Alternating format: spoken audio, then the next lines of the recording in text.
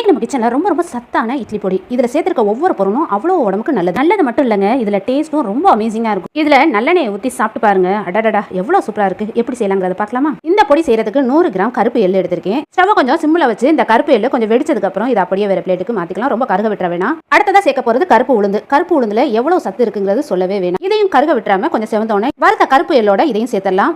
அடுத்ததான் நான் சேர்க்க போறது மாப்பிளை சம்பா அரிசி இருக்குல்லையே, அதை சேர்த்திருக்கேன். உங்கள்கிட்ட கருப்பு கவுனி அரிசி இருந்தா கூட நீங்க சேர்த்துக்கலாம். இதுவும் நல்லா வெடிச்சு வந்ததுக்கு அப்புறம் அதே பிளேட்ல 3ஐயும் ஒண்ணா கொட்டியாச்சு. அடுத்ததான் நம்ம சேர்க்க போறது கொஞ்சம் நல்லெண்ணெய் சேர்த்து 2 கையளவு உரிச்ச பூண்டு சேர்க்கிறேன். பூண்டு கொஞ்சம் செவந்து வந்ததுக்கு அப்புறம் கருவேப்பிலை 2 கைப்பிடி அளவுக்கு சேர்க்கிறேன். அடுத்ததா 100ல இருந்து 150 வரமிளகாய் சேர்த்திருக்கேன். உங்க காரத்துக்கு தகுந்த மாதிரி நீங்க சேர்த்துக்கோங்க. இப்போ இந்த வரமிளகாவையும் கருவேப்பிலையும் கையில வச்சாக்கா நொறுக்கி கொட்டணும். அந்த அளவுக்கு வறுத்து எடுத்ததுக்கு அப்புறம் நல்லா ஆறினதுக்கு அப்புறம் மிக்ஸி ஜாடியில கொட்டி இதை மட்டும் தனியா ஃபர்ஸ்ட் அரைச்சு எடுத்துக்கிட்டேன். இப்போ அடுத்ததா நம்ம வறுத்த எள்ளு இது 3ஐயும் சேர்த்து இந்த மாதிரி நைஸா அரைச்சாச்சு. எல்லாத்தையும் ஒண்ணா ஒரு பிளேட்டுக்கு மாத்திட்டேன்.